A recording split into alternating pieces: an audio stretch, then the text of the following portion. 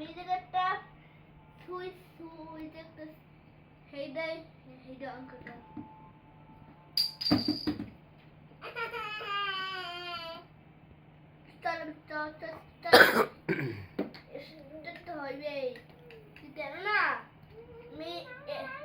আমি তো মেকানিক আমি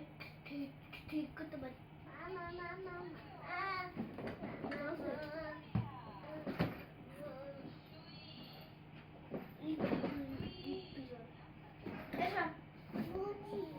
আমি বেজাই করে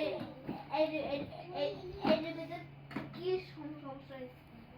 কথাই কইতে পারে না ফোন করে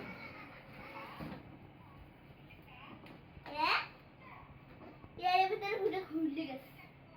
এই যে এই এটা খুলে গেছে